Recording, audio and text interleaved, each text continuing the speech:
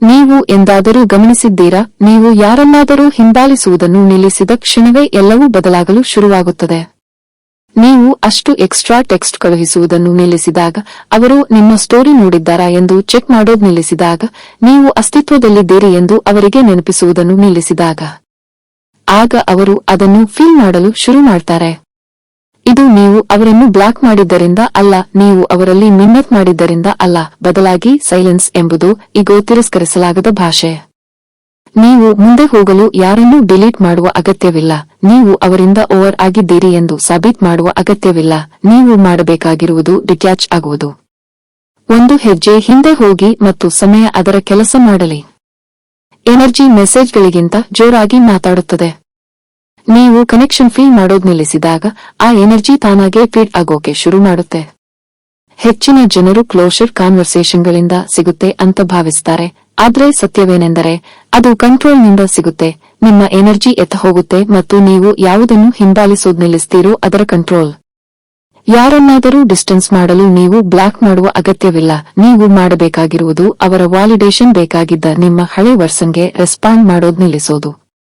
ಅವರು ನಿಮ್ಮ ಇಮೋಷನ್ಸ್ ಎತ್ತಳೋಕ್ಕಾಗಲ್ಲ ಅಂತ ಅರಿತುಕೊಂಡಾಗ ಅವರಿಗೆ ಅದು ತಟ್ಟುತ್ತೆ. ಸೈಲೆನ್ಸ್ ಅಲ್ಲ, ಬದಲಾಗಿ ಅದರ ಹಿಂದಿರೋ ಪೀಸ್ ಅವರಿಗೆ ತಟ್ಟುತ್ತೆ. ನಿಮ್ಮನ್ನು ಕಳ್ಕೊಳ್ಳೋ ಪ್ರತಿಯೊಬ್ಬ ವ್ಯಕ್ತಿ 3 ಸ್ಟೇಜ್ಗಳ ಮೂಲಕ ಹಾದು ಹೋಗ್ತಾರೆ. ಮೊದಲು ಅವರಿಗೆ ಗಮನಕ್ಕೆ ಬರಲ್ಲ, ಆಮೇಲೆ ಅವರು ಆಶ್ಚರ್ಯ ಪಡ್ತಾರೆ, ಕೊನೆಗೆ ಅವರಿಗೆ ಫೀಲ್ ಆಗುತ್ತೆ. ಯಾಕಂದ್ರೆ ಅಬ್ಸೆನ್ಸ್ ಅಟೆನ್ಷನ್ಗಿಂತ ಜೋರಾಗಿ ಎಕೋ ಆಗುತ್ತೆ.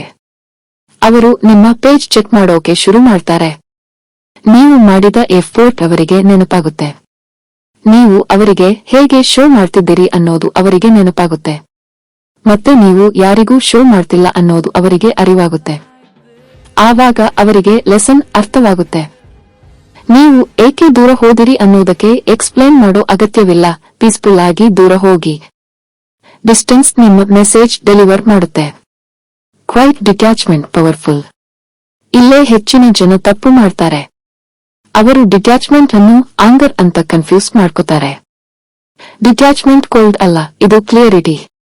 ನೀವು ಕೇಳಿಸಿಕೊಳ್ಳದ ವ್ಯಕ್ತಿಗೆ ನೀವು ಅರ್ಥ ಆಗೋಕೆ ಟ್ರೈ ಮಾಡೋದು ನಿಲ್ಲಿಸಿದಾಗ ಇದು ಆಗುತ್ತೆ. ಇದು ಪನಿಷ್ಮೆಂಟ್ ಅಲ್ಲ, ಪೀಸ್. ನಿಮಗೆ ರಿವೆಂಜ್ ಬೇಕಿಲ್ಲ, ಅಟೆನ್ಷನ್ ಬೇಕಿಲ್ಲ, ನೀವು ಸೀನ್ ಆಗೋ ಅಗತ್ಯವಿಲ್ಲ. ನಿಮಗೆ ಬೇಕಾಗಿರೋದು ಡಿಫರೆಂಟ್ ಆಗಿ ಮೂವ್ ಆಗೋದು. ನಿಮ್ಮ ಗ್ರೋತ್ ಮೇಲೆ ಡೀಪ್ ಆಗಿ ಫೋಕಸ್ ಮಾಡಿ. ಅವರಿಗೆ ನಿಮ್ಮ ಅಬ್ಸೆನ್ಸ್ ನಿಮ್ಮ ಎವಲ್ಯೂಷನ್ ಮೂಲಕ ಫೀಲ್ ಆಗೋ ಹಾಗೆ ಮಾಡಿ. ನೀವು ಲಾಸ್ಟ್ ಅಕ್ಸೆಸ್ ಆಗಿದ್ದ ಮೇಲೆ ಸೈಲೆನ್ಸ್ ಆಗಿ ಗ್ಲೋ ಮಾಡೋದು ನೋಡೋದಕ್ಕಿಂತ ಕಷ್ಟ ಏನಿಲ್ಲ. ಅವರಿಗೆ ಸೈಲೆಂಟ್ ಆಗಿ ತಟ್ಟಲಿ. ನೀವು ಅವರನ್ನು ಬ್ಲಾಕ್ ಮಾಡಿಲ್ಲ, ಬೆಗ್ ಮಾಡಿಲ್ಲ, ನಿಮಗೆ ರಿಮೆಂಬರ್ ಆಗೋಕೆ ನಿಮ್ಮನ್ನು ತಾನೇ ಬ್ರೇಕ್ ಮಾಡ್ಕೊಂಡಿಲ್ಲ. ನೀವು ಕ್ವೈಟ್ ಆಗಿ ಮುಂದೆ ಹೋಗ್ತಿದ್ದೀರಿ ಮತ್ತು ಅವರಿಗೆ ಶಿಫ್ಟ್ ಫೀಲ್ ಆಗ್ತಿದೆ. ಯಾಕಂದ್ರೆ ಸತ್ಯವೇನೆಂದರೆ ನೀವು ಎಂದು ಜಾಸ್ತಿ ಕೇಸ್ ಮಾಡ್ತಿರ್ಲಿಲ್ಲ, ಬದಲಾಗಿ ರಾಂಗ್ ಪರ್ಸನ್ಗೆ ಕೊಡ್ತಿದ್ದೀರಿ.